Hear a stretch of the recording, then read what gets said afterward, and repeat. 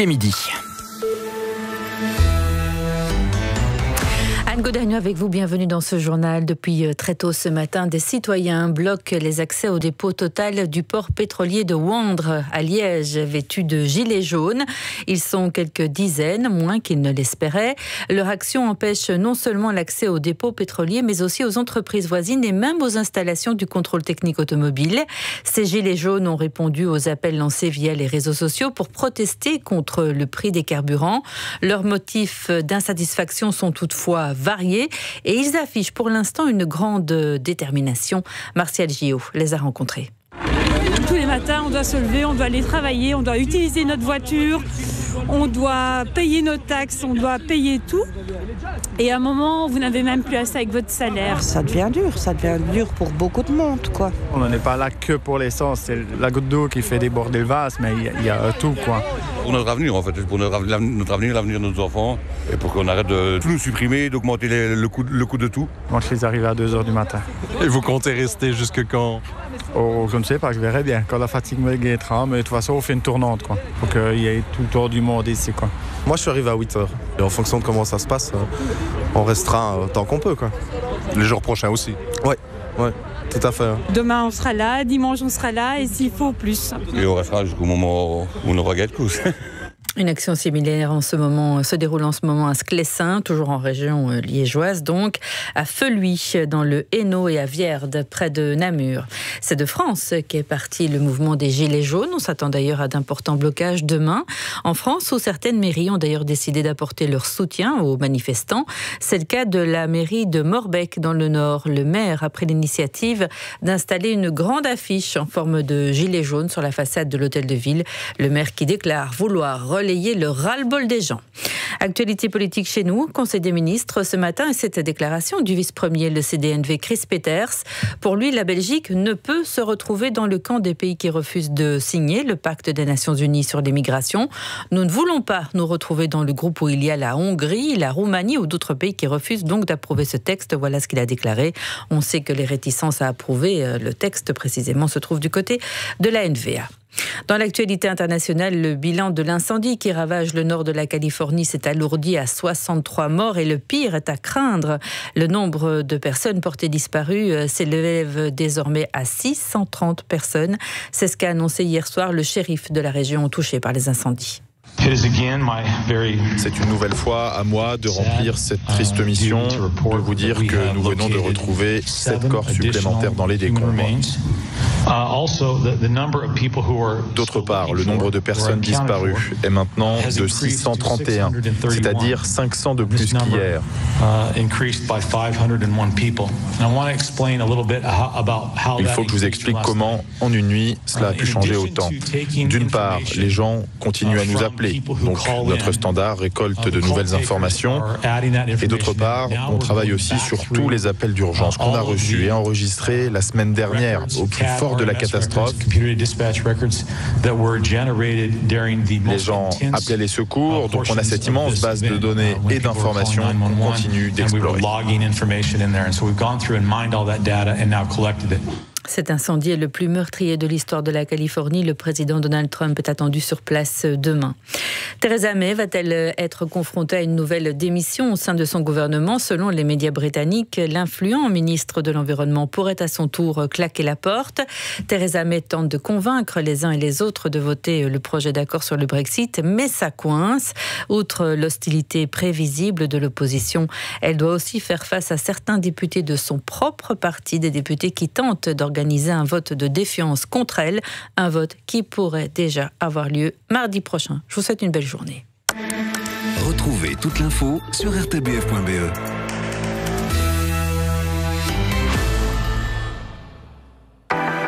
Débat première 100% Bruxelles.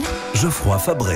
Bonjour à tous. Le plan hiver de la région bruxelloise a commencé hier. 500 places d'urgence ont été ouvertes. D'autres vont s'ouvrir progressivement pour arriver à un total de 1100 places si besoin. Ce plan hiver répond à l'urgence, mais pour beaucoup d'acteurs de terrain, cette urgence n'est pas la solution. Il faut plutôt privilégier la réinsertion à long terme. Alors, faut-il dès lors supprimer le plan hiver pour le remplacer par autre chose ? Nous en débattons aujourd'hui aujourd'hui dans Débat Première 100% Bruxelles. Intervenez dans Débat Première via Facebook et Twitter et par téléphone au 02 737 37 07. Mais avant de débattre, on se pose tout d'abord cette question. Les bus flamands de Leyne vont-ils déserter la gare du Nord ? C'est dans l'air depuis quelques jours. Une réunion en interne chez De Leyne doit se dérouler. Aujourd'hui, à ce propos, la gare du Nord serait trop sale et peu sûre. C'est le ministre flamand de la mobilité, Ben Waits, qui le dit. Et ce serait, selon lui, lié notamment à la présence des migrants gare du Nord. De Leyne, la société flamande de bus, ne veut pas s'exprimer. Aline Wavray, bonjour. Bonjour. Vous êtes de notre rédaction bruxelloise et vous vous êtes rendu sur place. Alors tout d'abord, on parle de quels arrêts ? On est au sous-sol de la gare, au niveau de cette grande fresque de Johan Meul, très colorée. Une fresque qui dénote avec le décor, il fait très sombre, ça sent l'urine un peu partout. Et à l'intérieur de la gare, on voit une vingtaine de silhouettes allongées sur le sol, enveloppées dans leurs sacs de couchage. Ce sont pour la plupart des migrants du parc Maximilien. Et alors tout cela crée un sentiment d'insécurité ? Pas chez tout le monde, loin de là, mais oui, écoutez cette passagère par exemple. C'est un sentiment, on ne se sent plus en sécurité, surtout pas comme femme. Il y a des hommes là-bas couchés sur des journaux, il y en a sûrement des sympathiques dans le tas, mais d'autres ont peut-être de mauvaises intentions, on n'est jamais sûr. On a aussi rencontré un chauffeur de Leyne qui se sent en insécurité à la gare du Nord. J'ai peur d'arrêter, j'ai peur de sortir, mais de temps en temps on doit sortir parce que maintenant, moi je roule depuis 6 heures, donc, et c'est la première fois que je peux me mettre un peu debout pour 10 minutes, donc c'est vraiment nécessaire. Cela dit, sur la poignée de chauffeurs interrogés, c'est le seul qui affirme qu'il y a des problèmes. Les autres et les chauffeurs de la STIB, qui ont des arrêts un peu plus loin, ne font pas le même constat. Ils dénoncent par contre tous l'état des quais et puis l'intérieur même de la gare. En début de semaine, elle avait des airs de dépotoir. Alors est-ce qu'effectivement, il y a une hausse de la criminalité dans le quartier, Aline ? Oui, mais ça ne date pas d'hier. C'est d'ailleurs pour cela que la zone de police de Bruxelles-Nord a décidé de déployer un plan pour ce quartier en particulier et qu'elle a installé un commissariat dans la gare en mai dernier, étant donné que les vols de pickpocket ont explosé, les vols avec violence aussi, ainsi que le trafic de drogue. Cela dit, les responsables ne sont pas forcément ceux que l'on croit. Écoutez Audrey Doremaker, elle est la porte-parole de la police, de la zone de police Bruxelles-Nord. On constate effectivement la présence, mais de manière générale, autour d'une gare, c'est souvent comme ça, il y a la présence de personnes en précarité, crée des tensions, crée des bagarres éventuellement. Mais ça n'a pas une énorme délinquance plus importante, notamment par exemple pour les pickpockets, ce sont les personnes qu'on connaît déjà avant la présence des migrants. Audrey Doremaker, interrogée en début de semaine. Alors De Leyne veut donc partir, Aline ? De Leyne ne s'exprime pas, mais le ministre flamand de la mobilité, Ben Waits, avançait ces deux arguments de la saleté et de l'insécurité pour déplacer les arrêts de Leyne. Notre personnel dit on ne veut plus rouler jusqu'à la gare du Nord. Jusqu'à ce que cette situation s'arrête, nous allons nous arrêter plus tôt et déposer nos voyageurs plus tôt. C'est dangereux, tant pour les chauffeurs que pour les voyageurs. Propos recueillis donc par la VRT. L'idée dans les cartons, vous l'avez compris, c'est donc de déplacer les arrêts près de la place Rogier. De Leyne se réunit aujourd'hui pour aborder la question. Les explications d'Aline Wavray, merci pour les explications de cette situation. Les réactions à présent. Qu'en pense l'un des bourgmestres concernés ? Le quartier de la gare du Nord est à cheval sur 3 communes, celle de Schaerbeek notamment. Et ce matin, j'ai rencontré le bourgmestre de Schaerbeek quelques minutes avant le début de cette émission. Écoutez l'entretien. Bernard Clairfaille, bonjour. Bonjour. Alors ces derniers jours, on a entendu un Ben Waits qui pointe du doigt la situation à la gare du Nord. Il veut carrément déplacer les arrêts de bus de Leyne parce que l'endroit n'est pas sécurisé. Vous êtes d'accord avec cette analyse ? Mais Ben Waits dénonce le fait qu'à la gare du Nord, il y a plein de migrants, transmigrants qui la nuit ne trouvent pas d'autre endroit que d'aller s'installer là-bas sous des tentes en carton, ils dorment par terre. Évidemment, il n'y a rien qui est prévu, donc il n'y a pas de toilettes, donc les gens urinent sur les murs, les déchets traînent partout. Donc c'est une situation qui est vraiment scandaleuse. Et je suis heureux de voir que M. Ben Waits me donne raison. Ça fait des années que je dis que ça ne va pas. Et M. Ben Waits dénonce donc, comme je le fais, la politique scandaleuse de M. Franken et de M. Jambon. C'est M. Ben Waits qui dit que la politique de Franken et de M. Jambon n'amène à rien. M. Franken ne veut pas prendre en charge ces personnes transmigrantes. Sa seule réponse est de dire laissons-les à la rue, laissons-les dans le désarroi, laissons-les sans aide, sans rien. Mais ces gens ont une présence physique. Ils ont besoin d'aller dormir quelque part, il fait froid. Ils ont besoin d'aller manger, se nourrir, on les nourrit là-bas. Ils ont besoin d'aller à la toilette, de se laver. Ils sont réellement quelque part en Belgique et donc ils vont à la gare du Nord. Alors vous dites qu'ils dénoncent de la même manière que vous, mais c'est par l'autre côté malgré tout, c'est dénoncer les agissements de ces gens, alors que la police, la zone de police Nord a eu cette phrase assez intéressante en disant on s'est trompé sur les migrants. Donc le côté dangereux n'a pas du tout été montré par la police. Non, donc notre police locale est très très présente à la gare du Nord. Elle est là pour régler les problèmes de troubles à l'ordre public. Donc s'il y a des bagarres, des personnes qui sont ivres, qui dérangent les autres, qui occupent intempestivement l'espace public, alors la police intervient. Mais pas simplement parce qu'ils sont là. Quand on a fait des contrôles administratifs sur ces personnes migrantes, que prévoit la loi et la procédure, nous contrôlons. Pour cela, ils n'ont pas de papier d'identité, donc il faut prendre les empreintes digitales, ça prend un certain temps, on le fait dignement et calmement. On interroge l'Office des étrangers, donc l'administration de M. Franken. Que faut-il faire de cette personne qu'on a identifiée ? Et dans 10% des cas, l'Office nous dit conduisez-le à un centre fermé, nous allons le prendre en charge, et donc on le conduit là. Mais dans 90% des cas, l'Office étranger, donc M. Franken, nous dit libérez-le, laissez-le dans la rue. C'est le message politique de M. Franken. Laissez-le là. Et donc, que voulez-vous que l'on fasse d'autre ? On le laisse là, c'est la loi, c'est la procédure. Et c'est ce que M. Franken fait. Donc M. Franken avait promis, entre guillemets, ou promis à ses électeurs, de débarrasser la Belgique de tous ces transmigrants. Ben, il n'en fait rien, puisque pour ceux qui devraient être rapatriés dans leur pays, il n'y a une solution très minimale. Et pour les autres qui sont là, il ne fait aucune solution d'accueil, de prise en charge. Ils traînent à la gare du Nord parce qu'ils ne savent nulle part où aller.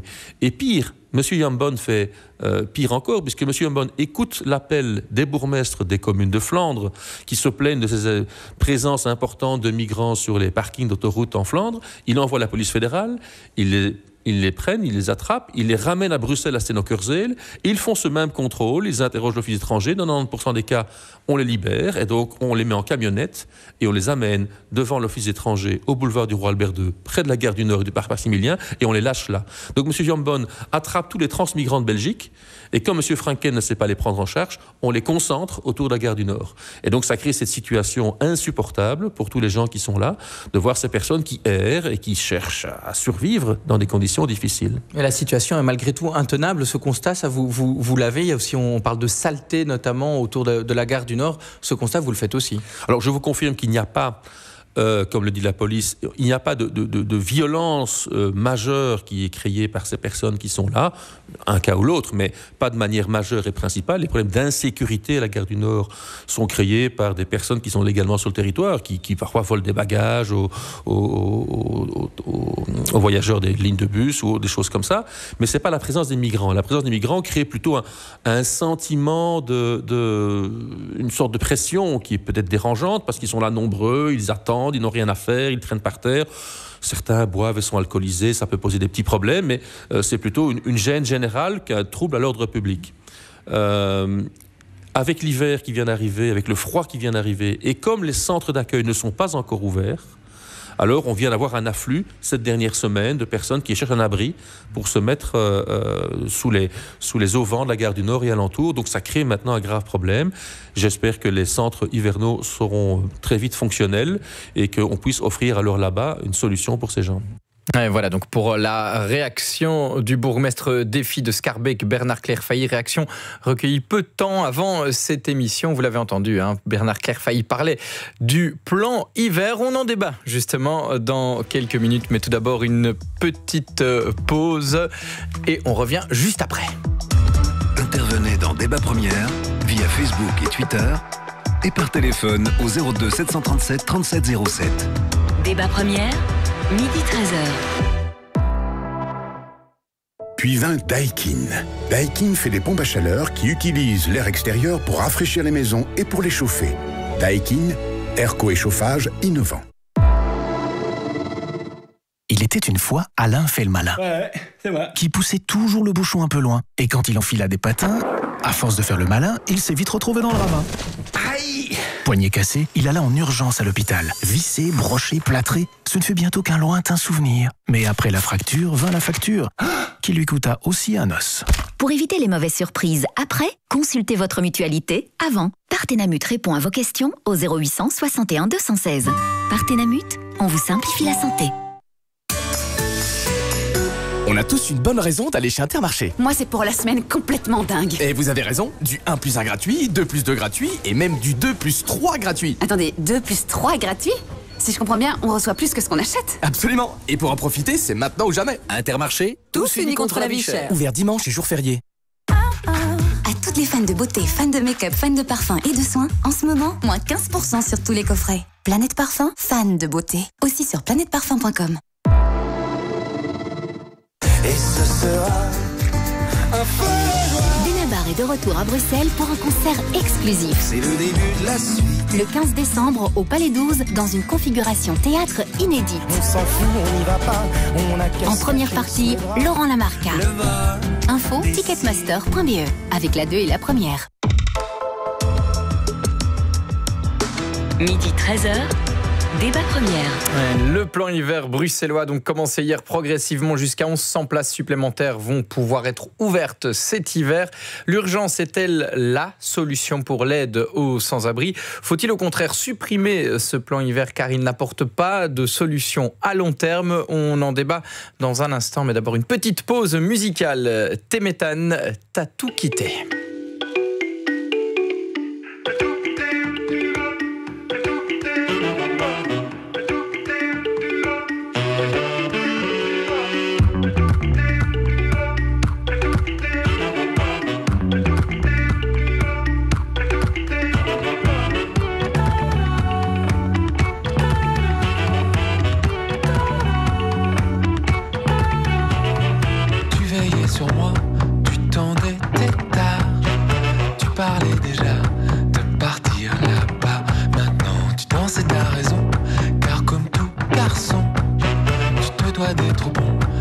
À l'horizon, tu n'es pas là.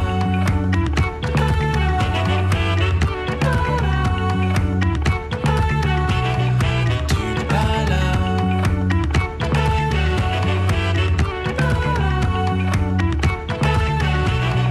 Ton cheval en laisse pour plus qu'on te blesse. Tu descends vers celle qui toujours t'appelle. Cette partie du monde où la terre est rouge. T'entends comme elle bouge sous le ciel qui s'ouvre.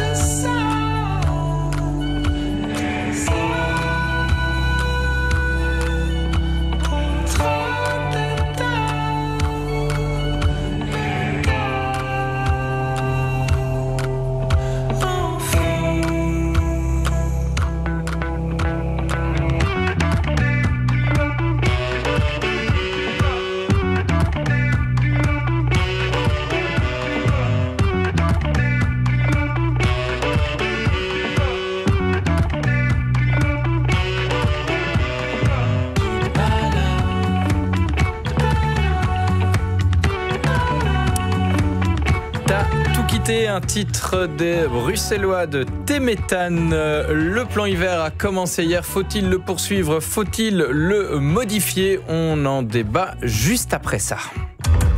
Rejoignez le débat via Facebook et Twitter et 02 737 37 07.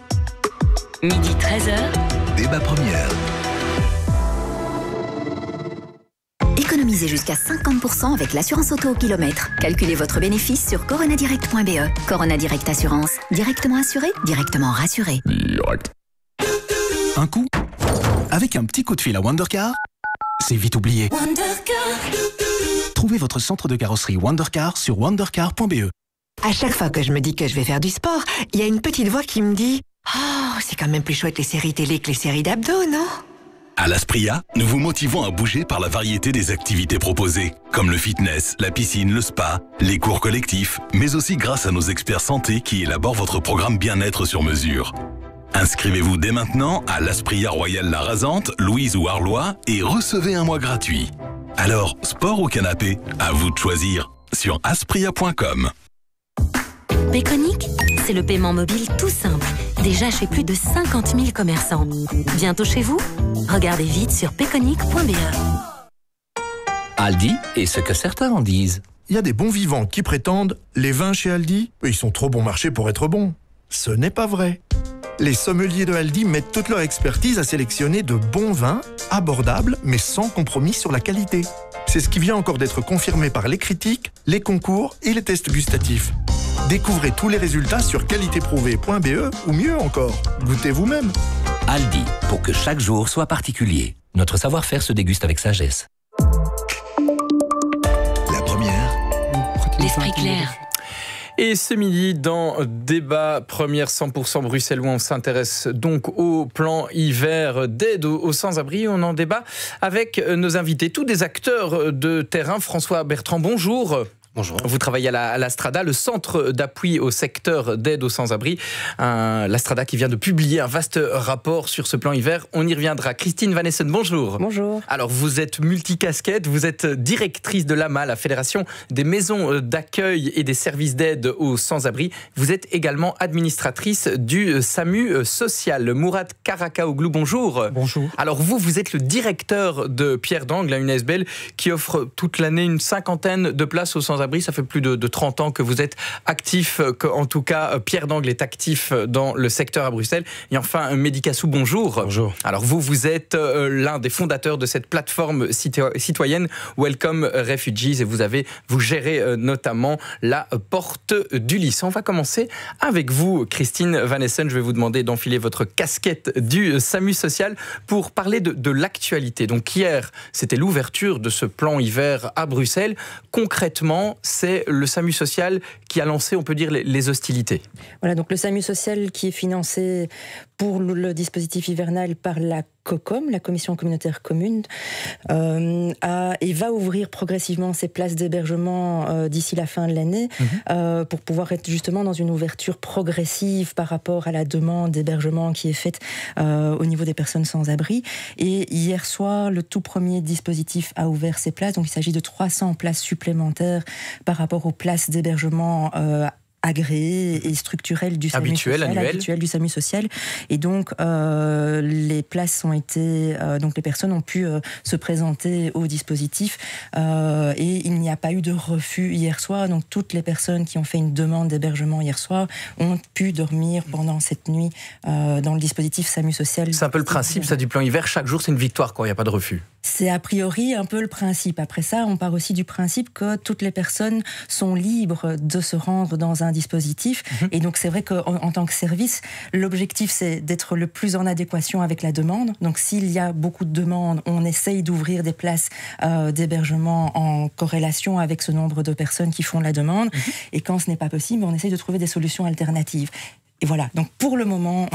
Zéro refus. Ouais. Alors, Mourad Karakaoglou, j'ai dit, vous êtes directeur de Pierre d'Angle, un centre qui est ouvert et qui héberge des sans-abri toute l'année. Alors, pour vous, le début de ce plan hiver ne change rien. Si. Je pense que ce début change énormément de choses pour nous.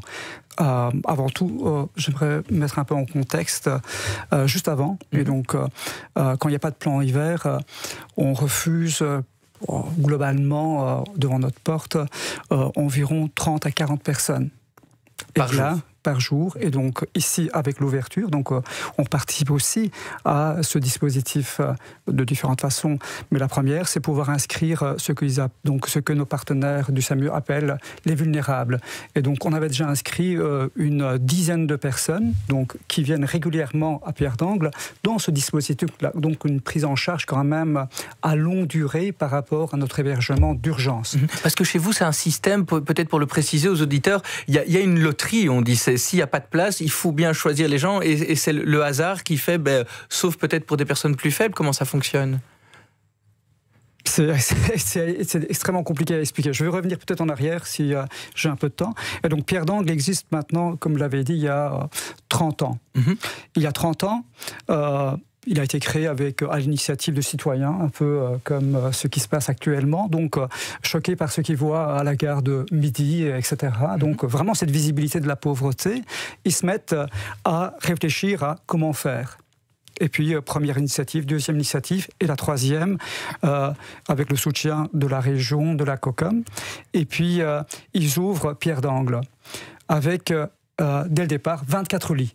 D'accord. 24, il y a un peu plus de 30 ans. Et puis, ils se disent, tiens, en hiver, dispositif hivernal, on ne l'appelait pas comme ça, mais en hiver, on va l'augmenter. En quelque sorte, vous avez lancé le dispositif hivernal. Mais Pierre d'Angle a participé au premier dispositif et était même mandaté par les pouvoirs politiques à organiser ce dispositif hivernal avant même la création du SAMU. Donc, et donc, je vais revenir simplement par rapport à ce dispositif hiver. Et on a augmenté de 24 places à l'époque. D'accord. Et donc, au total, on avait 48 places pour ce dispositif hivernal. D'accord. Et aujourd'hui, c'est le nombre total de lits dont vous disposez. Tout à fait. Vous et êtes on est passé de façon permanente à 48 lits après le premier hiver de Pierre d'Angle, il y a un peu plus de 30 ans. D'accord. Mehdi Kassou, même question. J'ai dit la plateforme citoyenne gère la porte du Lys. Pour vous, ce début de plan hiver, vous avez, je crois, 350 places. 350 ça ne change rien. Vous n'en avez pas plus en hiver. Non, on n'en a pas plus. Mais d'abord, je rebondirai là-dessus. J'espère que Pierre d'Angle a participé au premier plan hiver et que nous, on participera au dernier.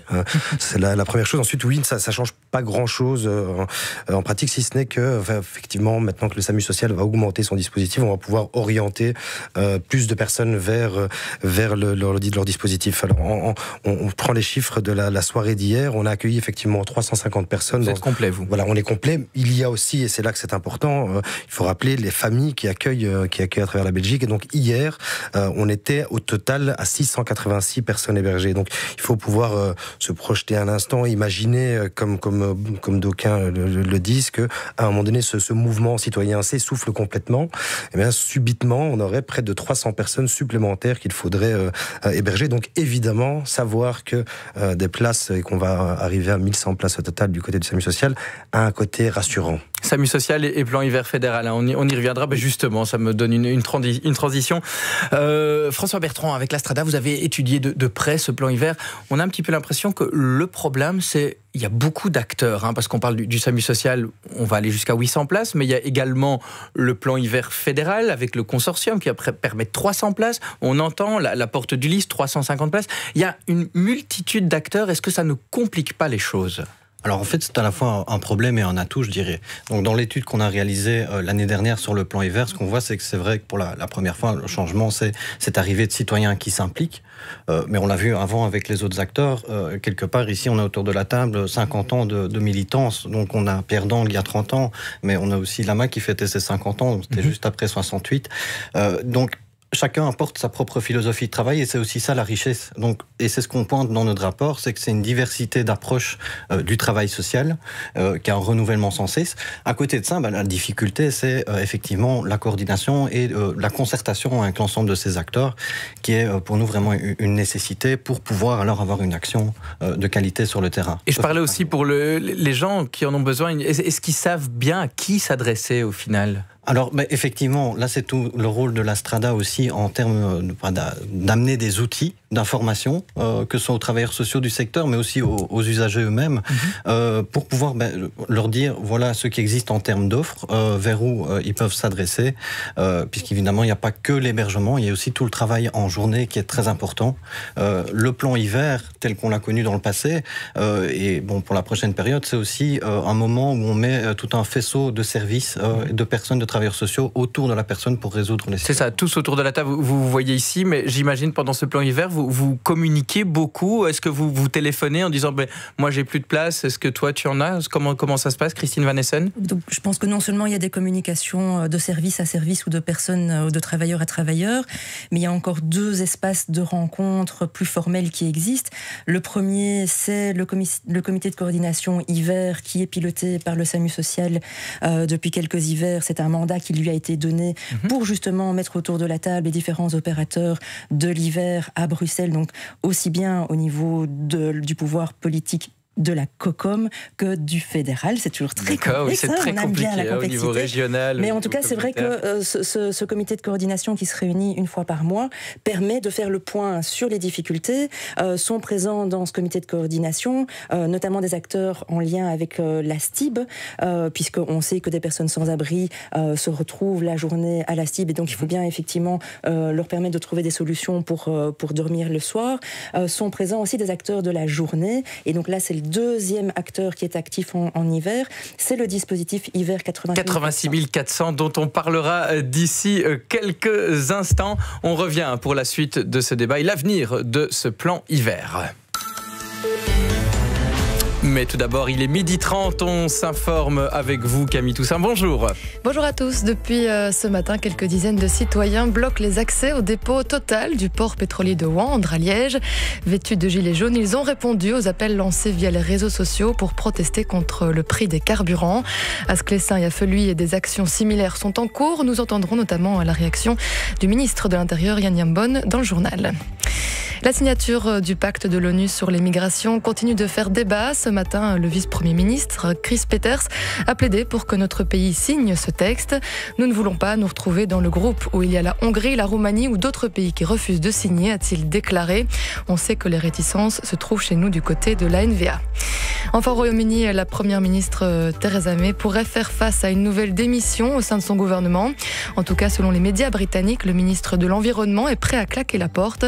Theresa May qui tente depuis hier de convaincre les députés d'approuver l'accord sur le Brexit, mais elle doit faire face à de nombreuses hostilités, y compris au sein de son parti. Voilà pour ce rappel des titres. Prochain rendez-vous de l'info, c'est donc à 13h. À tout de suite. Waouh, quelle jolie veste! Et combien je l'ai payée? 20% de moins. Oui, vous avez bien entendu, 20%. Maintenant chez C&A, 20% de réduction sur toutes les vestes pour dames, hommes et enfants. Débat première 100% Bruxelles. Geoffroy Fabré. Et on poursuit notre débat sur le plan hiver, son utilité, son efficacité, l'efficacité aussi de l'aide d'urgence. Alors François Bertrand, je l'ai dit, vous travaillez à l'Astrada et l'Astrada a publié un long rapport, une centaine de pages sur l'évaluation de ce plan hiver. Et au final, quand on lit, on retient une phrase, on a l'impression que vous plaidez pour la suppression purement et simplement de ce plan hiver, c'est ça ? Alors, c'est-à-dire que plutôt qu'un plaidoyer, on a voulu construire un guide de recommandation à l'usage du secteur et du politique également. Et je veux dire, d'une façon très générale, le souhait serait d'aller vers une planification plus annuelle et pluriannuelle des différents dispositifs, qu'il s'agisse des dispositifs de jour, mais également de l'hébergement.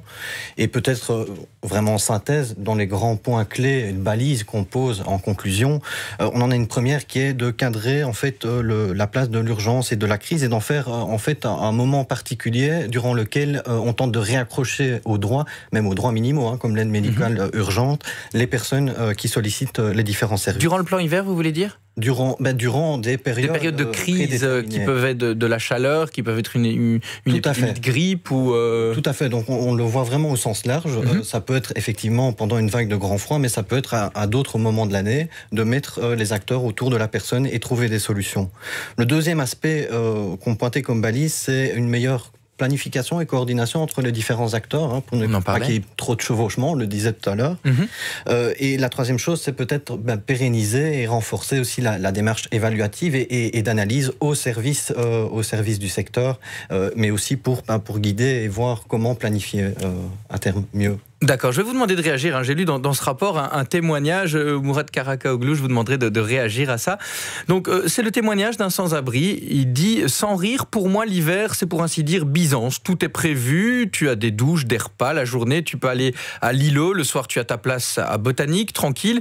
Après l'hiver, là, c'est la misère, parce que tout ça, c'est fini. Tu retournes en rue, la queue entre les jambes, rien n'est réglé.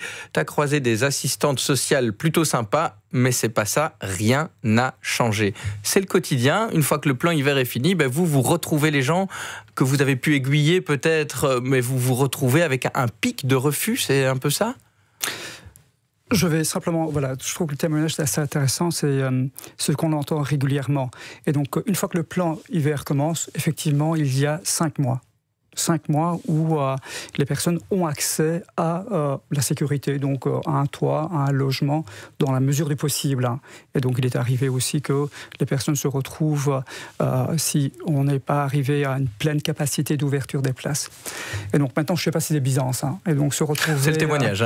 Oui, mais voilà. C'était parce que j'ai oublié de lire le rire, parce qu'il dit c'est Byzance, entre parenthèses, rire. Donc, mais je pense que c'est Byzance parce que par rapport à la demande, il y a une compensation par rapport à la demande. Sinon, en termes de qualité d'accueil, je pense qu'on est très loin. Et donc, moi, j'entendais une directrice de maison d'accueil qui disait « Mais il faut voir les personnes qu'on accueille une fois qu'ils sont passés dans cette structure-là, au niveau mental, au niveau physique, les peurs, les craintes, etc. » Donc, il y a une reconstruction qu'il faut refaire une fois qu'on est passé par l'urgence. Se retrouver 300 personnes dans des structures qui ont des timings, des relations parfois. Voilà, c'est assez effrayant comme situation. On en parlait encore tout à l'heure. Et donc, ils arrivent que, par rapport au dispositif hivernal, ce qu'on doit faire, on doit mettre ce temps, je pense, à un moment ou à un autre, à construire quelque chose. On a le temps, 5 mois ? 5 mois, je pense qu'on peut débuter quelque chose.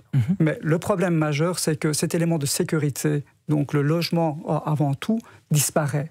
Et donc ce qui fait qu'à un moment ou à un autre, toutes ces personnes reviennent à un rythme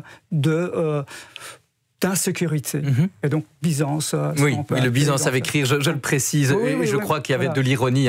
Alors, au niveau de la plateforme citoyenne, parce qu'on parle ici de tenter de réinsérer, mais vous avez un public qui doit se réinsérer, mais qui souvent n'a même pas la possibilité, parce qu'il y a un double problème. Il y a non seulement pas de logement, mais souvent pas de papier aussi, Medicassou. Ça, c'est un problème ? Oui, c'est très intéressant. C'est pour ça que je suis même très content d'être là. C'est que finalement, on en revient à la source et à ce qu'on dit depuis le départ. Toutes ces personnes, avant leur qualité administrative, sont toutes des sans-abri. Et effectivement, dans notre public, bien qu'on ait environ 30% des usagers qui soient des personnes de Bruxelles, etc., et donc qui ont une potentielle sortie, une réinsertion possible, la grande majorité d'entre elles sont effectivement des personnes, si pas sans papier, en tout cas, potentielles demandeuses d'asile, mais coincées par le process de Dublin. Donc quand on parle de 5 mois, donc pour rappel, Dublin, c'est être renvoyé dans le pays par lequel on est rentré, quand on demande l'asile. Et donc, a priori, on peut casser cette procédure, donc il est possible de faire tomber le Dublin, mais on a besoin de délais qui sont de minimum 6 mois.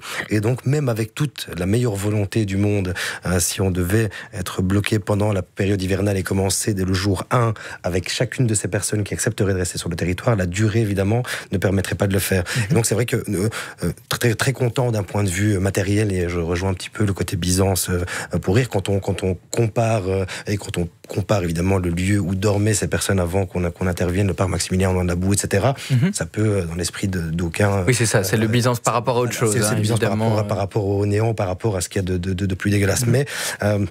se dire qu'on doit s'inscrire dans la durée, évidemment, nous, c'est un dispositif plus complet, ou en tout cas différent, avec toute la procédure d'asile, avec parfois des procédures qui conduisent à terme à l'absence de papier ou à une non-régularisation, et donc avec des gens qui risquent de rester à la rue très longtemps. Et je crois que c'est aussi un axe qui est beaucoup rencontré dans le secteur du sans-abrisme, disons, traditionnel, c'est qu'il y a des personnes qu'on ne peut pas, qui arrivent à terme, donc qui n'ont pas de papier, qu'on ne peut pas facilement réinsérer.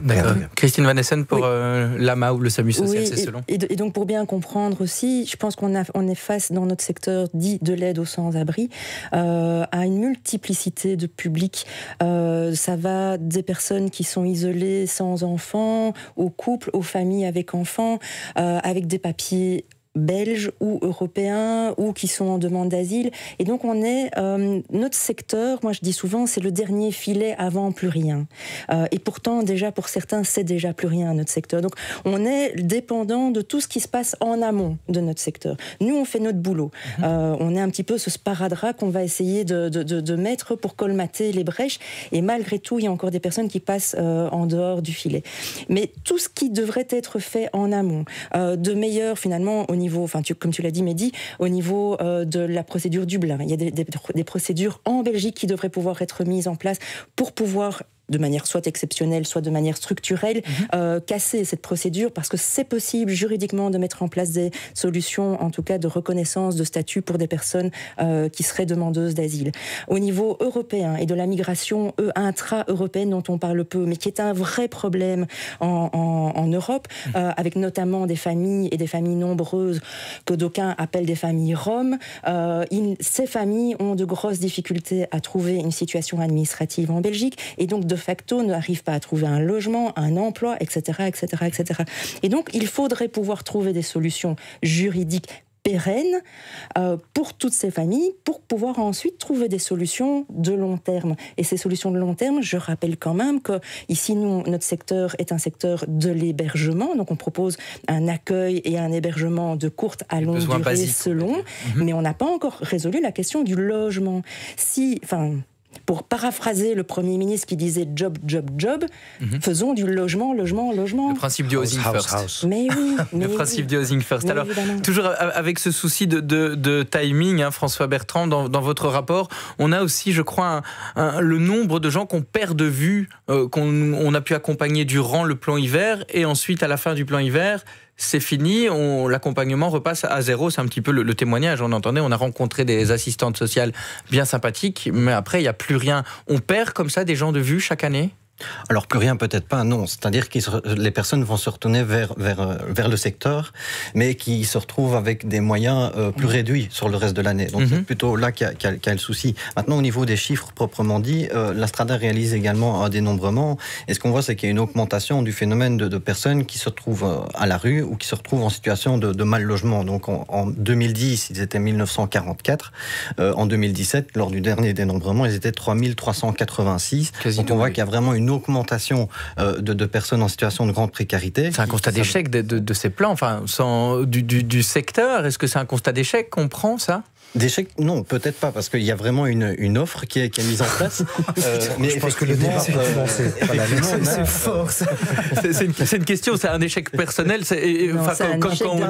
Comme quand on dit qu'on doit refuser des gens. Je pense qu'on sait dire aux personnes, c'est un peu de votre responsabilité si vous n'arrivez pas à vous sortir. Non, quand je veux dire d'échec, c'est le but est d'éradiquer, j'imagine. Il y a quelques années, Lama avait fait justement les 100 portes, un bouquin très recherché là-dessus, et on voyait bien que les portes d'entrée étaient quand même assez multiples et plus énormes que les portes de sortie. Et donc, on voit un peu... Bruxelles, c'est un peu particulier aussi, au niveau du public, au niveau du fonctionnement. Et donc, dire, voilà, c'est un échec du secteur... c'est un constat. Oui, c'est un constat. Je veux dire, le fait de se dire qu'on fait un travail et de se dire qu'au final le nombre de sans-abri augmente, c'est dans ce sens-là. Quand on regarde les moyens du secteur, quand on parle secteur, ça fait quand même énorme, ça fait quelque chose d'extraordinaire. Ça, Christiane peut ajouter à ça, quand on voit les moyens dont on dispose et face aux problématiques qu'on doit faire quotidien, on voit, c'est dérisoire. Et au-delà de ça, je pense qu'on n'est plus dans le préventif, on est dans le curatif. On est vraiment dans l'urgence, justement. On est dans les conséquences de ce que amènent les gens. Et donc, quand on se tape avec un marteau, on s'en prend pas au marteau. Il faut être assez honnête. Derrière une politique, nous on a 3 ans sur le terrain, on voit effectivement les nombres augmenter, les solutions pas entendues à peine. Pour nous, il s'agit principalement d'une question qui est gérée par le niveau fédéral, mais on voit bien que la région essaye de mettre des moyens, la COCOM met des moyens à disposition insuffisants, qu'il y a un plan beaucoup plus large qui va être fait. Il n'y a pas un partenaire que j'ai rencontré ces 3 dernières années qui ne m'ait pas dit d'emblée ce dispositif hivernal est une aberration. Et puis il faut rappeler cet été, pas plus tard que cet été, on a été confronté en pleine période de canicule au même nombre de décès.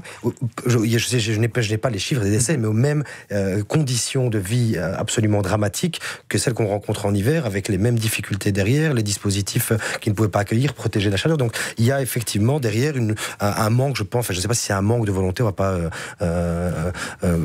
frapper sur le politique, mais en tout cas il y a un manque de moyens ou d'une politique sur le long terme. Quand je vois 2010, 2018 et ces chiffres qui augmentent, techniquement une politique efficace aurait dû faire diminuer ces moyens.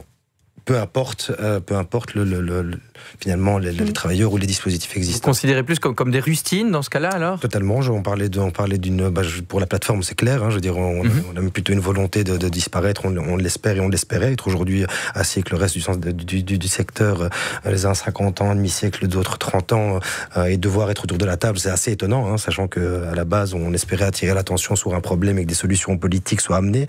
Voilà, je pense que c'est un peu la même chose finalement, comme j'entendais dernièrement sur vos antennes, Bruel qui parlait des Restos du Cœur en disant on était certain qu'un an plus tard, on ne devrait plus être là, et 30 ans plus tard, on est toujours là. J'espère, nous, que dans 30 ans, on ne sera plus là et qu'aucun d'entre nous, peut-être, ne sera plus autour de cette table. Oui, on abordera donc cette question de rustine, c'est évidemment cette question d'urgence, parce qu'on dit qu'il n'y a pas plus de morts en rue en hiver qu'en été, mais on abordera dans la dernière partie la question est de savoir est-ce que sans ce plan hiver, cette affirmation serait toujours exacte ? Est-ce que finalement, aujourd'hui, on peut se passer de l'urgence ? On débattra de ce point-là juste après cette courte pause. Midi 13h. Débat première. Demain à 9h. Le grand oral RTBF le soir. Jacques Remers. C'est un écrivain et un philosophe néerlandais qui sera notre invité ce week-end. Pendant plusieurs années, il a rédigé les discours d'Herman Van Rompuy, le premier président permanent du Conseil européen. Et aujourd'hui, il partage son expérience pour apporter de la clarté sur l'actualité européenne. Le grand oral RTBF le soir. C'est avec Luc Van Middelaar. De 9h à 10h sur la première. Et 24h sur 24 sur RTBF Ovio. Quoi de plus savoureux qu'un bon gigot d'agneau ? Bon, là vous vous dites, savoureux, oui, mais quand on a 3 enfants, l'agneau, ça coûte un os. Eh bien, cette semaine chez Delhaize, profitez de 25% de réduction sur le gigot d'agneau celtique. Delhaize, du côté de la vraie vie. Manger ensemble, savourer ensemble, c'est ça la vraie vie. Et avec Bénécole, votre alimentation en fait encore plus pour vous. Goûtez vite le yaourt à la grecque Bénécole. Un cholestérol élevé est un facteur de développement des maladies cardiaques. Il est démontré que les stanols végétaux de Bénécole diminuent le cholestérol. À chaque fois que je me dis que je vais faire du sport, il y a une petite voix qui me dit « Oh, c'est quand même plus chouette les séries télé que les séries d'abdos, non ?» À l'Aspria, nous vous motivons à bouger par la variété des activités proposées, comme le fitness, la piscine, le spa, les cours collectifs, mais aussi grâce à nos experts santé qui élaborent votre programme bien-être sur mesure. Inscrivez-vous dès maintenant à l'Aspria Royale La Rasante, Louise ou Arlois et recevez un mois gratuit. Alors, sport ou canapé, à vous de choisir sur aspria.com. L'être humain est une espèce rare qui profite tout l'été et hiberne pendant l'hiver. Il se carapate alors dans son habitat et n'a plus de motivation pour sortir, voyager ou faire des rencontres. C'est le début d'une longue période sans amusement. Ne laissez plus l'hiver vous arrêter. Avec les offres Hiver Cool de Thalys, partez découvrir Amsterdam et Paris pour 25 €. En vente jusqu'au 25 novembre pour des départs en hiver. Conditions et réservations sur thalys.com. Thalys, bienvenue chez nous. Attention, l'envie d'une nouvelle cuisine Ego peut vous jouer des tours. Oh là là, quelle circulation, on va encore être en retard. Maman, j'ai faim. Un peu de patience mon chéri, j'ai mis le poulet à rôtir dans la boîte à gants. L'envie d'une nouvelle cuisine ne vous quitte plus ? Ego prolonge ses conditions d'automne. Montage gratuit de votre cuisine et un électro au choix offert. Ego. La cuisine de ma vie. Un goût de trop pneu ? Bon, je recommence. Quand on veut, on pneu. Ça va, le message est passé ? Contrôlez vos pneus, et pas qu'un pneu. Plus d'infos sur contrôlezvospneus.be. La première présente Rumba Lumumba. 22 musiciens célèbres de la rumba congolaise rendent hommage à Patrice Lumumba. Avec les chansons emblématiques de Franco, Taboulay, Papa Wemba. Rumba Lumumba, le 24 novembre à Beaux-Arts, dans la magnifique salle Henri Leboeuf. Info Beaux-Arts.be. Débat première 100% Bruxelles. Geoffroy Fabré. Et on poursuit la dernière partie de ce débat avec cette question de la notion d'urgence. On l'a dit juste avant, on affirme qu'il n'y a pas plus de morts en rue en été qu'en hiver, qu'en automne. Mais la question est de savoir est-ce qu'on peut justement se passer de cette urgence ? Est-ce que sans le plan hiver, cette affirmation serait aussi exacte ? Christine Van Essen peut-être pour le SAMU social et l'AMA ? Mais ce qu'il y a, c'est que pour le moment, le mécanisme qui est les mécanismes qui sont mis en place par rapport au dispositif hivernal, c'est une capacité financière qui est débloquée pendant une période donnée. On est passé d'il y a quelques années à 4 ou 5 mois de financement jusqu'à 6 mois, voire un peu plus maintenant. Et encore, ça dépend du dispositif. En accueil de jour, on est encore sur 5 mois, alors qu'en hébergement de nuit, on est déjà passé à 6 mois ou plus. Donc, il y a encore des déséquilibres. J'en profite pour le glisser. Au-delà de ça, pendant cette période hivernale, on ouvre des capacités d'hébergement, on renforce les équipes. Et effectivement, comme le témoignage le disait, c'est un peu Byzance, puisqu'on a en tout cas une capacité de pouvoir apporter des réponses quasiment immédiatement. Ce que dit le secteur, tant le SAMU social que le reste des opérateurs du secteur, c'est qu'en fait, il faudrait avoir une capacité tout au long de l'année de pouvoir réagir à des moments de crise ou à des moments de tension, que ce soit dans l'hébergement, dans l'accueil de jour, en urgence ou sur des solutions plus durables et de long terme. Et quoi, ne pas fixer une date pour le plan hiver, par exemple, mais de se dire, si on est à -5, on déclenche le plan hiver. Si on est à plus 32 degrés, on déclenche le plan, un plan crise canicule. Ce serait ça l'idée ? Par exemple. Et donc, au niveau du secteur agréé par la commission communautaire commune, parce que c'est quand même toujours très compliqué à ce niveau-là, il y a une réforme qui est en train d'aboutir. Cette réforme qui a été entamée il y a 2 ou 3 ans par nos ministres de tutelle, cette réforme vise justement à mettre en place un dispositif qui va s'appeler Bruxelp. Le nom est peut-être à reclarifier plus tard, mais en tout cas, dans ses missions, il aura la coordination des dispositifs d'insertion et des dispositifs d'urgence sociale. Il reprendra aussi les missions de la Strada, notamment au niveau de son observatoire sur la pauvreté et le sans-abrisme. Et donc ça, c'est une ordonnance qui est en cours, qui doit être approuvée d'ici la fin de l'année. L'ordonnance a été publiée le 10 juillet et les arrêtés d'application sont en cours d'écriture et devraient aboutir, nous l'espérons en tout cas au niveau du secteur, le plus rapidement possible pour mettre en œuvre réellement cette ordonnance. Je pense que nos ministres y travaillent. Et là, il y a toujours cette notion de crise, mais alors qui est revue, c'est ça, c'est la solution. Cette notion de crise, alors il faudra peut-être réinterroger les ministres parce que comme on attend les arrêtés, donc on attend de voir comment tout ça va se mettre en place, mais a priori ce qui devrait se passer, c'est que les budgets devraient être disponibles tout au long de l'année et pas uniquement durant les mois hivernaux, et une coordination avec tous les opérateurs bruxellois devra se mettre en place pour justement pouvoir réagir en cas d'urgence, anticiper éventuellement ces crises qu'on pourrait anticiper le cas échéant ou réagir immédiatement quand on constate qu'il y a une crise, et voir le cas échéant mettre en place des programmes pluriannuels. Et donc, j'ai envie de dire, tout ça, c'est sur papier. Oui. On attend maintenant la mise en œuvre réelle de toutes ces intentions politiques. D'accord. À nouveau, dans le rapport de la Strada, par rapport à ce plan hiver, je lisais qu'il y avait aussi une attitude des communes un peu paradoxale qui, durant le plan hiver, notamment on prend cette commune d'Etterbeek, qui forçait les gens à prendre un abri. Et alors que dans le reste de l'année, on voit des dispositifs anti-SDF qui se développent partout, parce qu'on se dit, pendant le plan hiver, là, il faut absolument aider les sans-abri. Le reste de l'année, on n'est pas attiré par cette problématique. Mourad Karakoglou, vous reconnaissez ce type d'attitude ? Je pense qu'en tant que citoyen, tout le monde se reconnaît dans cette attitude-là. Donc cette attitude un peu dans l'affect et dans l'immédiateté, un effet Facebook, quoi. Et donc on est directement pris parce qu'il fait froid, donc on pense un peu à celui qui va se retrouver dehors. Et donc, disons, au départ, c'est pas mauvais en soi. C'est un réflexe humain, on va dire. Tout à fait, et c'est vraiment indispensable même pour pouvoir avoir de l'empathie et pouvoir comprendre les situations des autres. Mais quand ça devient... on arrive à des privations de liberté, où on touche à des éléments essentiels de protection des personnes. Là, je pense qu'on traverse... On ne peut pas dire que c'est humain aussi, ça. On voit quelqu'un qui est sur le point de mourir de froid, le forcer à le mettre dans un abri, c'est contre-productif. Mais je pense que c'est au-delà de contre-productif. On tourne à ce moment-là de ce qu'on a combattu depuis des années aux formes de professionnalisme auxquelles on est arrivé maintenant. Donc c'est du paternalisme, c'est une façon de mettre sous tutelle les personnes et de réduire tout l'individu à ce seul élément de sans-abrisme. Et donc, c'est nier tout ce qu'il est. D'accord, mais il n'y a pas... Je vais être concret. Et donc, on voit à un moment quelqu'un qui arrive devant chez nous et il dit, voilà, moi, on a entendu qu'au SAMU, il n'y avait pas de refus. Hier soir, avec le dispositif, nous, on a eu une 20aine de refus. Que vous avez renvoyé, j'imagine, vers le SAMU. On laisse la liberté à un moment de dire. Donc on a dû nous inscrire, voilà, donc on met. Mais il y a des gens qui ne veulent pas aller au SAMU. Ils refusent pour les conditions, les mauvaises conditions, Y raison qui leur appartient. Et donc, qu'est-ce qu'on fait ?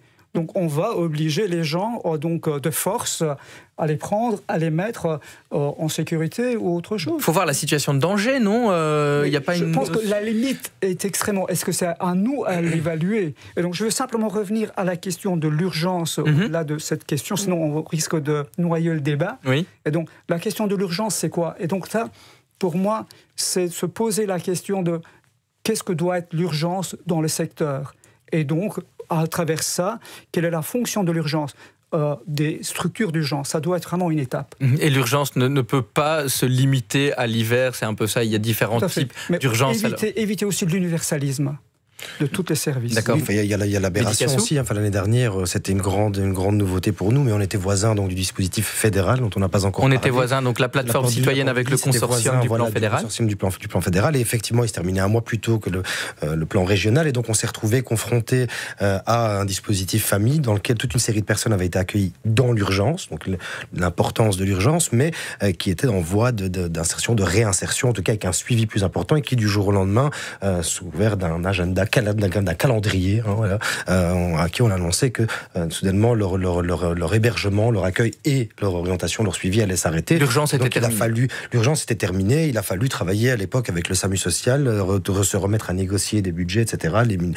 Avec les maisons d'accueil pour pouvoir réorienter les familles jusque dans la Wallonie. Des solutions. Et donc, à l'époque, je me souviens, moi d'abord moins expérimenté que le partenaire autour de la table, j'ai été très surpris par ces décisions et je me suis posé la question, et je l'ai dit à l'époque, très rapidement, de l'aberration, de l'absurdité de cette période, en tout cas de cet agenda calendrier, et qu'il est important, et c'est ce que malheureusement nous devons faire à la plateforme, c'est nous avons commencé dans l'urgence, notre réalité est une urgence tous les jours de ces personnes dans le parc Maximilien, et puis en parallèle, travailler sur une structuration, sur un suivi, avec toujours un objectif, pour nous celui du centre d'accueil et d'orientation, qui nous permettrait d'offrir une structure plus complète, avec un suivi plus complet, mais de pouvoir penser constamment en deux. Je pense qu'aujourd'hui, cet accord qui a été signé en mai, si mes souvenirs sont bons, l'idée est celui-là, encore une fois, c'est de pouvoir avoir un dispositif global qui peut être déployé à différents moments. Donc, si je vous entends bien, cette notion d'urgence, on ne peut pas s'en passer, mais elle doit être plus diluée dans le courant de l'année, peut-être au niveau de la Strada, François Bertrand ? Je pense que oui, elle doit pouvoir être activée sur l'ensemble de l'année, dans une vision pluriannuelle, on le disait tout à l'heure, mais au-delà de ça, c'est aussi connecté aux différents niveaux de pouvoir, et donc par rapport à l'exemple qui précède, le pouvoir local a aussi une possibilité d'action assez importante. Donc les communes, les CPS, c'est quelque chose aussi qu'on fait ressortir dans notre rapport, puisque au-delà de cette particularité de l'hiver dernier d'être forcé sur une commune, mais on a 19 communes qui mettent en œuvre des plans et on a 19 communes qui sont de plus en plus confrontées au phénomène du sans-abrisme. Et donc le fait de coordonner ces acteurs aussi pendant des périodes cibles permettra aussi d'améliorer le service. Les CPS sont actifs, c'est des partenaires que vous côtoyez régulièrement. Est-ce que le contact est facile avec les CPS ? Parce que je lisais aussi que le CPS clé, c'est celui de la ville de Bruxelles, parce que beaucoup de centres d'accueil se retrouvent là, mais les 18 autres, c'est plus compliqué. Je ne sais pas qui veut réagir à ça, monsieur Karakaoglou. Madame Vanessa, en tout cas, ça dépend aussi de l'autonomie de ces CPS par rapport à une problématique en particulier, qui est ici le sans-abrisme. Certains CPS sont plus proactifs que d'autres. Je pense notamment à Scarbeck, à Etterbeek ou à XL, qui ont mis en place des dispositifs en hiver comme des chauffoirs, qui viennent d'ailleurs en complémentarité des services d'accueil de jour du secteur de l'aide aux sans-abri. Mais c'est pas le cas encore de tous les CPS. Ça, c'est par rapport au public sans-abri. Pour le reste, le CPS reste l'acteur public de première ligne pour toute personne en difficulté sociale.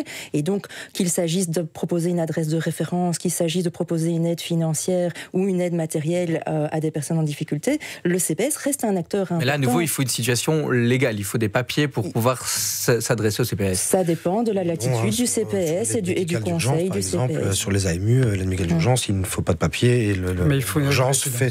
Voilà, il faut un lieu identifié, une adresse de référence, et donc ce sera le CPS lié à l'adresse de référence qui fait. Mais donc il existe toute une série de choses. Je pense que l'année dernière, en tout cas l'hiver dernier, la fédération des CPS a été de notre côté, en tout cas, un bon levier, un bon soutien pour mettre en œuvre les premiers dispositifs. D'accord. Dans le projet d'ordonnance aussi, il y a ce dossier social électronique, j'ai vu, qui suscitait de la polémique. On a encore une petite minute. Donc, c'est un dossier pour pouvoir suivre de près, justement, de ne pas perdre ces gens qu'on aide. Mais j'ai l'impression que le secteur n'est pas très pour sur ce dossier social électronique pour avoir un suivi. Non, le sujet gêne apparemment. C'est court. D'accord. Donc il y aura effectivement un dossier social électronique. Jusque-là, je pense que aucun acteur, aucun opérateur n'est contraire. Il faut se moderniser. On a besoin de pouvoir avoir des connaissances fines du public avec lequel tout le secteur travaille et même au-delà du secteur. Vous avez peur que ce soit mal utilisé, c'est ça Voilà. En fait, il y a une deuxième particularité à ce dossier social électronique, c'est qu'il y a une notion de partage. Et donc le partage de données avec d'autres opérateurs dont à ce stade, aujourd'hui, on ignore encore vraiment comment tout ça va se mettre en place, même s'il y a une étude qui est en cours et qui est organisée par le CIRB à Bruxelles. On a encore beaucoup de points d'interrogation autour de ce dossier, mais on espère, il apportera des éléments positifs au public, mais on sera attentif et vigilant. Mourad Karakoglou, 20 secondes. Oui, 20 secondes, simplement. La première chose, je pense que ce qu'on exige et ce qu'on demande, c'est rien n'est plus ce que le Front des EF disait. Vraiment, il y a du droit, et donc les droits doivent être appliqués, notamment l'article 23 de la Constitution. Et ça, c'est un premier élément. Le deuxième élément, je pense qu'il faut faire attention par rapport à tous les dispositifs qui sont mis en œuvre, c'est qu'on ne doit pas avoir d'objectif de résultat, mais d'objectif de moyens par rapport à notre secteur et par rapport aux personnes. Merci. C'est déjà, hélas, la fin de ce débat. Il y a encore beaucoup de choses à dire. Merci à tous les quatre, en tout cas, d'avoir participé à ce débat. La suite du programme, c'est le journal de 13h. Et ensuite, on retrouve Un jour dans l'histoire. Il est 13h. Anne Goudernion avec vous. Bonjour. Ils ont installé des palettes de bois pour empêcher l'accès des dépôts aux camions-citernes. Action des Gilets jaunes ce matin chez nous. Une action pour protester contre la hausse des prix des carburants. Pas encore d'accord au sein du Conseil des ministres concernant le pacte des Nations Unies sur les migrations. Nous entendons Chris Peters dans ce journal. Pour le vice-premier, notre pays doit signer ce texte. Impossible de se retrouver dans le même groupe que la Hongrie notamment. Theresa May, elle tente de défendre le projet d'accord sur le Brexit, mais la première ministre britannique pourrait se retrouver avec une motion de censure déposée contre elle. Nous verrons que derrière la politique et l'économie, il y a aussi des histoires d'hommes et de femmes. Et puis la météo cet après-midi, les éclaircies vont gagner du terrain dans la plupart des régions. Seul l'ouest restera dans le gris, ça se rafraîchit, température comprise entre 4 et 9 degrés. Il porte un gilet jaune et depuis ce matin, il mène une opération de blocage. Blocage notamment au dépôt Total du port pétrolier de Wandre à Liège, à l'image du mouvement lancé en France. Ces hommes et femmes protestent contre le prix des carburants, mais pas seulement. Le reportage de Martial Gillot. Moi, je vais travailler jusqu'à 67 ans, on va me laisser quoi ? À l'entrée de cette rue menant au dépôt pétrolier de Wandre, le barrage est tenu par une trentaine de citoyens, comme Marie-Ange, une puéricultrice. Je suis tombée sur le groupe Mobilisation Liège. Je me suis sentie totalement concernée, parce que c'est pas uniquement le carburant. Voilà un bête exemple. La Saint-Nicolas approche. Combien de familles ne vont pas payer de factures pour pouvoir faire plaisir un petit peu à leurs enfants ? Thibaut, peintre industriel. Moi, j'ai été contacté par un ami qui était assez motivé par le projet. Moi, ce qui m'a touché le plus, c'était l'aspect écologique. On nous taxe, mais cet argent ne sert pas, on va dire, à faire une transition écologique. Belinda, fonctionnaire. Moi, je suis toute seule avec un enfant. Je n'ai droit à rien parce que je travaille. Je vis moins bien que quelqu'un qui est au chômage, mais aussi moins bien que quelqu'un qui est patron. Jean-Luc, rentier. Il n'est pas possible de faire changer les lois. Ce sont les multinationales qui décident de tout.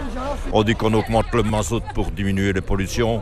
C'est totalement faux puisqu'ils passent des avions qui consomment à mort et on ne les taxe pas. Du côté, par exemple, des automobilistes empêchés d'accéder au contrôle technique, l'incompréhension est totale. Mais pourquoi bloquer les routes ? C'est les gens qui sont au pouvoir, c'est les gens qui font les lois. Qu'il faut aller embêter ? Des actions similaires sont menées pour l'instant à Sclessin, Feluy et Vierde près de Namur. Réuni en Conseil des ministres, le ministre de l'Intérieur Yann Yambon a déclaré suivre les choses de près. En France, le Premier ministre Édouard Philippe, lui, a été très clair. Le gouvernement garantira la liberté de manifester des gilets jaunes, mais pas question de bloquer le pays. Une grande journée de mobilisation est en effet prévue demain chez nos voisins. Je vous parlais du Conseil des ministres chez nous et ce constat, à l'heure actuelle, il n'y a pas d'accord sur le pacte migration.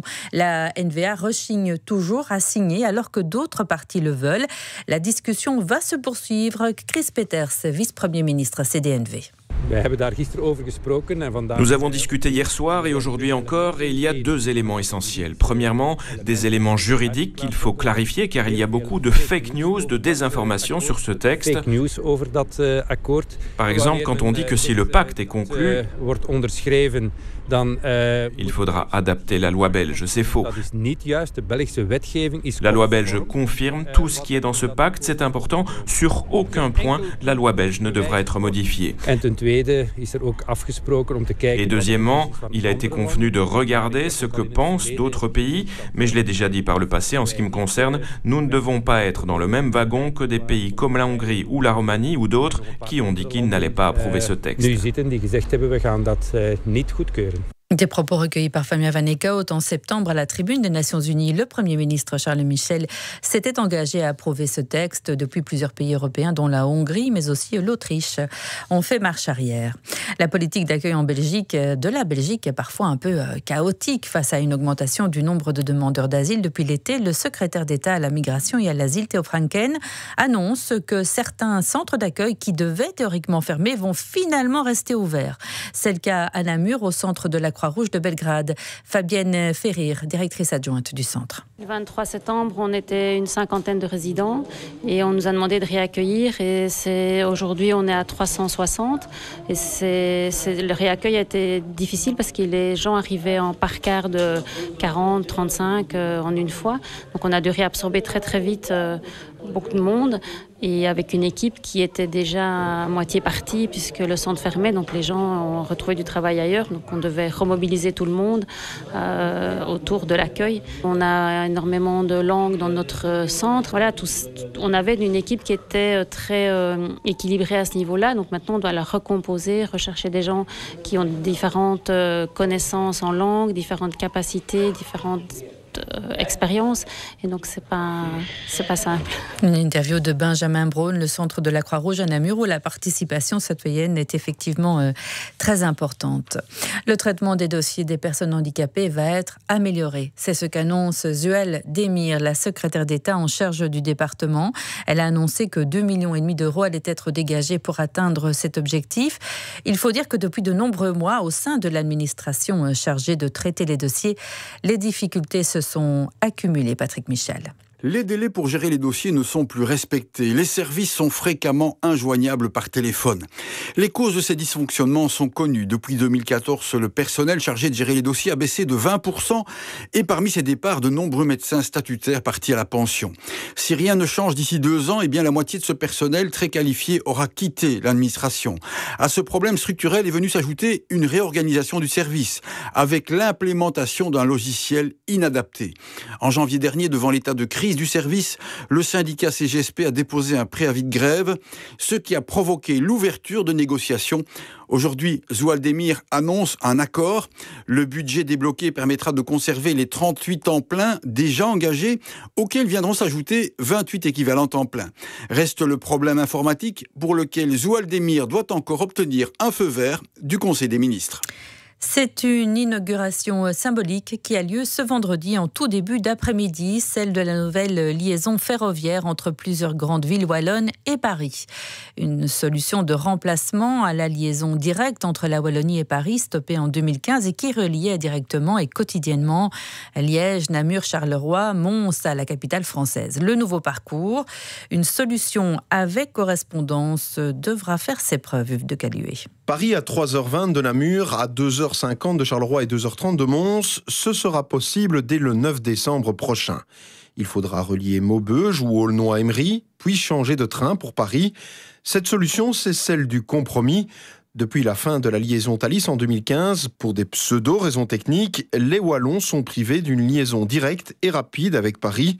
L'idéal, c'était le rétablissement de cette ligne, mais François Belot, le ministre fédéral de la Mobilité et les autorités françaises ont choisi une autre solution, celle du rétablissement du trafic transfrontalier dans le sud de la province du Hainaut. Dès le 9 décembre, donc, il y aura 2 allers-retours chaque jour entre les villes wallonnes et Paris, avec correspondance. Il faudra débourser entre 45 et 60 euros. C'est un peu moins cher, mais c'est surtout plus long qu'à l'époque du Thalys. Et l'enjeu sera donc de convaincre les voyageurs wallons de l'utiliser, surtout face à la concurrence des liaisons en bus direct, très bon marché, mais aussi face à la concurrence de la voiture, que les Wallons utilisent encore beaucoup pour rejoindre Paris. Une volonté de rapprochement donc qui contraste avec le fait que d'autres s'éloignent. Nous allons parler du Brexit. Petite accalmie peut-être avant une grosse tempête. 5 ministres eurosceptiques du gouvernement britannique ont finalement décidé de rester au sein du cabinet dirigé par Theresa May. Et cela malgré les remous déclenchés par l'accord sur la sortie du Royaume-Uni de l'Union européenne. Cela dit, une motion de censure pourrait être déposée contre Theresa May dès la semaine prochaine. Une motion déposée par des députés de son propre camp. Le Brexit, tout le monde en parle, on évoque souvent les conséquences économiques de l'opération, mais on oublie parfois les hommes et les femmes dont la vie va changer suite à la sortie du Royaume-Uni de l'Union européenne. Cynthia Deschamps, les répercussions ne seront pas les mêmes pour un Anglais ou pour un Belge. Lydia, 25 ans, est anglaise. Elle travaille à Bruxelles depuis un peu plus d'1 an et elle envisage aujourd'hui de prendre la nationalité belge ou française. Je pense que ce serait assez facile, mais qui sait, parce que je pense que tous les services de demande de nationalité sont submergés par les demandes britanniques. Pour Lydia, c'est surtout l'incertitude qui est difficile à gérer. Si on n'a pas de deal en mars, ce serait beaucoup moins évident de juste voyager aussi facilement, de travailler même, parce que pour l'instant, je peux avoir un contrat sans problème.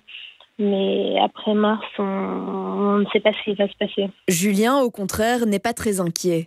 Ce Belge de 27 ans part vivre à Londres dans 2 semaines, dans l'espoir de trouver un travail là-bas. C'est un bon moment pour y aller, pour aller en Angleterre, parce que pour l'instant, il suffit d'avoir un numéro de sécurité sociale, et une fois qu'on a le numéro de sécurité sociale, on peut travailler. On a un pied en Angleterre, donc ce sera plus difficile de nous dire « non, vous ne pouvez plus travailler ». Tous ces projets pourraient être mis à mal si l'Union européenne et le Royaume-Uni ne parvenaient pas à trouver un accord avant la date butoir du 29 mars 2019. Oui, on rappellera que c'est théoriquement le mois prochain que le projet d'accord négocié par Theresa May devrait être voté à Londres. En France, une peine de réclusion criminelle à perpétuité a été requise aujourd'hui par la Cour d'assises des Yvelines contre Michel Fourniret et Monique Olivier, tous deux jugés pour l'assassinat crapuleux de la femme d'un ex-codétenu du tueur en série. C'était en 1988. L'ogre des Ardennes, comme on l'appelle, et son ex-femme sont jugés depuis mardi pour avoir tué Farida Amish. Et cela afin de faire main basse sur un magot enterré dans un cimetière, magot qui pourrait avoir appartenu au gang des postiches. 8 ans de prison, c'est aussi la peine requise aujourd'hui devant la cour d'assises de Corrèze, requise contre la maman de Serena, du nom de cette petite fille enfermée dans le coffre d'une voiture pendant 2 ans. L'avocat général a encore requis une déchéance de l'autorité parentale. Pour lui, ce procès n'est pas celui du déni de grossesse, mais celui de la dissimulation. Verdict attendu en fin de journée. Enfin, et toujours en France, un nouveau rebondissement dans l'affaire Grégory. La justice donne raison à Muriel Boll. C'est elle qui, en 1984, avait accusé son beau-frère, Bernard Laroche, d'avoir enlevé le petit garçon avant de se rétracter. Muriel Boll, 15 ans à l'époque, s'était retrouvée seule face aux gendarmes, sans avocat. 34 ans après la mort du petit garçon, la Cour constitutionnelle a effectivement considéré que ses droits fondamentaux avaient été bafoués. Dès lors, toutes ces déclarations de l'époque pourraient être retirées du dossier, ce qui serait un coup dur pour les enquêteurs. Au Cambodge, les 2 derniers dirigeants Khmer Rouge encore en vie ont été condamnés à perpétuité pour génocide. C'est la première fois que ce chef d'accusation est retenu par un tribunal international. Le régime Khmer Rouge a semé la terreur au Cambodge entre 1975 et 1979, Françoise Walmack. L'un à 92 ans, l'autre 87. Allez voir dans le box des accusés, on dirait 2 vieillards inoffensifs. Mais ces 2 hommes ont semé la terreur et provoqué la mort de près de 2 millions de Cambodgiens. Nguyen Chea et Khieu Samphan sont les 2 derniers hauts dirigeants Khmer Rouge encore en vie. Et l'un et l'autre ont déjà été condamnés à la prison à vie en 2014 pour crimes contre l'humanité. Keu Samphan, c'était le chef de l'État à l'époque, le visage du régime. Nonchea, c'était l'idéologue de Pol Pot et de ce régime Khmer Rouge qui avait entrepris de déporter tous les citadins vers la campagne pour les faire travailler de force, une sorte d'utopie mortifère, tout un peuple réduit en esclavage. Une forme d'autogénocide puisque ces déportations concernaient des Cambodgiens. Mais si les deux hommes sont à nouveau devant ce tribunal parrainé par l'ONU, c'est pour génocide et cela c'est une première. Le tribunal a utilisé cette qualification non par rapport au massacre collectif commis contre des Cambodgiens, mais contre les Cham, une minorité musulmane du Cambodge. Ces musulmans ont pratiquement été exterminés par les Khmer rouges. Pour cette femme, ils méritent leur condamnation parce qu'ils ont commis des crimes atroces. Toute sa famille a été tuée, dit-elle. Je suis le seul enfant qui a survécu au régime des Khmer rouges. Un regret, c'est que d'autres cadres Khmer rouges, toujours en vie, ne seront jamais jugés. Et pour cause, ils sont protégés par le tout-puissant Premier ministre Hun Sen, lui-même un ancien Khmer rouge. Souvenez-vous, un rorqual s'est échoué à la côte belge. C'était le 25 octobre sur la plage du Coq. Cette baleine est apparemment morte de cause naturelle. C'est ce qui ressort de l'autopsie réalisée par les universités de Liège et Gand et l'Institut royal des sciences naturelles de Belgique. Les vétérinaires et biologistes qui ont autopsié le mammifère marin n'ont trouvé aucune preuve d'une mort liée à des facteurs humains. En sport, le rallye d'Australie n'a pas franchement bien débuté pour le Belge Thierry Neuville. C'est la dernière manche du championnat du monde, celle qui déterminera le titre de champion. Mais le pilote belge a déjanté lors de la 6e spéciale. Il a concédé presque 1 minute dans l'aventure et se retrouve désormais à la 10e place du rallye. Désormais donc à 33 secondes derrière son grand rival pour le titre, le Français Sébastien Ogier. À l'issue de cette première journée, Thierry Neuville avait le moral dans les chaussettes. Pourtant, Sébastien Ogier, lui, ne crie pas encore victoire. Oui, à la fin de la première journée, mathématiquement, c'est nous. Maintenant, il en reste encore 2. Avec 30 secondes d'avance, on dit qu'il n'y a plus qu'à ? Je pense pas, non, parce qu'on a fait 5 km aujourd'hui et il en reste beaucoup plus à parcourir. Même le dimanche, ici, il sera encore long, avec 80 km de spéciales piégeuses, assez cassantes, plus que le reste du week-end. Donc honnêtement, non, c'est loin d'être fait. Après, c'est sûr qu'à le moment où on parle, on est dans la meilleure position. En tout cas, il va falloir analyser, voir les écarts, comment ils évoluent. Maintenant, 30 secondes, c'est pas non plus énorme. Thierry est capable d'aller très vite, on le sait, donc il va falloir continuer à bien rouler. Et puis il y a aussi Hoyt qui est devant, qui peut encore aller chercher la victoire, il en est largement capable et ça veut dire que nous, là où on est pour l'instant, ça ne suffit pas pour le titre non plus s'il va chercher la victoire. Sébastien Ogier avec notre envoyé spécial en Australie, Olivier Gaspard. Et puis sachez encore que dans le cadre du Football Gate, l'arbitre Bart Vertenten vient d'être remis en liberté, mais il reste bien sûr inculpé dans ce dossier. Je vous souhaite une belle journée. La première. L'esprit clair. Et tout de suite, c'est à vous, Laurent Dessay, pour un jour dans l'histoire. Et je vous emmène dans l'espace, Anne, pas moins. Vous savez qu'en juillet prochain, on va fêter les 50 ans de la pose du pied de Neil Armstrong sur la Lune. On va refaire les grandes étapes de cette conquête spatiale et puis on s'attachera également à la figure d'Alberto Sartorist, un grand architecte rationaliste, mais qui a frayé avec l'Italie fasciste et l'Espagne franquiste. Bel après-midi, Anne. Merci. Puis vint Daikin. Daikin fait des pompes à chaleur qui utilisent l'air extérieur pour rafraîchir les maisons et pour les chauffer. Daikin, airco et chauffage innovant.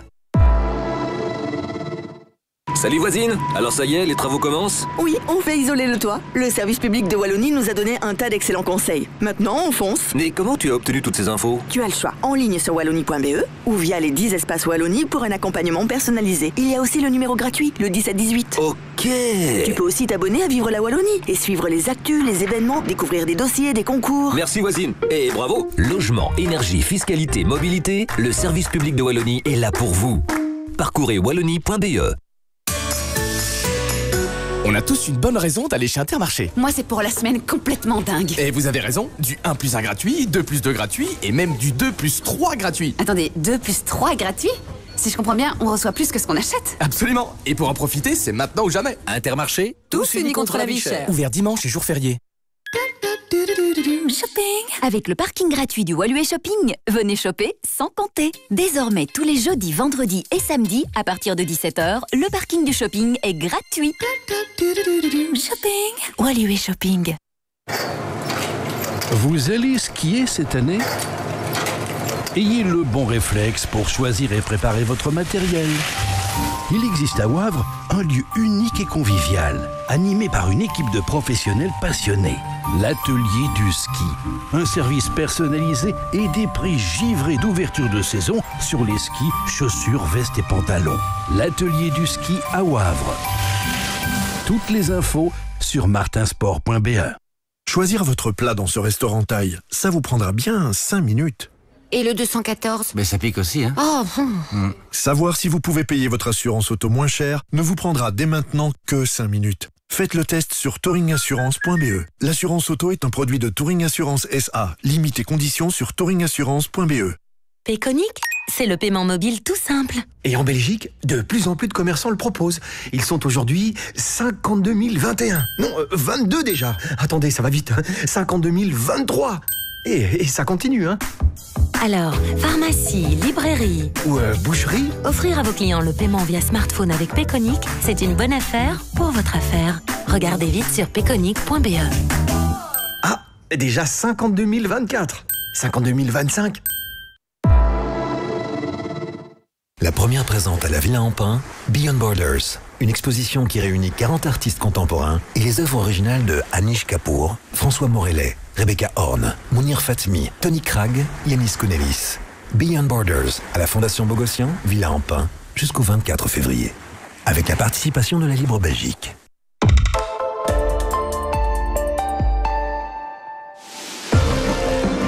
Parlons business. Le congé éducation payé, c'est un droit dont peuvent bénéficier les salariés pour suivre une formation en s'absentant du travail, mais en conservant leur rémunération. Attention, il ne s'agit pas de n'importe quelle formation, il faut une formation reconnue. Alors comme souvent en Belgique, tout cela fonctionne sur 2 étages. L'étage fédéral pour tout ce qui concerne le droit du travail, par exemple le plafond de rémunération ou la protection contre le licenciement, et l'étage régional puisque depuis la 6e réforme de l'État, les régions sont compétentes, notamment pour ce qui est du remboursement à l'employeur du congé éducation. Les pouvoirs concernés sont au nombre de 4. Région bruxelloise, région wallonne, région flamande et communauté germanophone. Chacun de ces pouvoirs a fixé ses propres règles, ce qui veut dire qu'il faut vous adresser à votre pouvoir régional pour le remboursement des rémunérations et c'est important aussi, il ne faut pas l'oublier, le remboursement des cotisations sociales concernées. Un petit mot encore, les entreprises qui travaillent sur plusieurs régions doivent s'adresser pour le remboursement du congé éducation à chacune des régions où elles ont octroyé à leur personnel un congé éducation. À lundi. BNP Paribas Fortis, la banque d'un monde qui change. La première. L'esprit clair.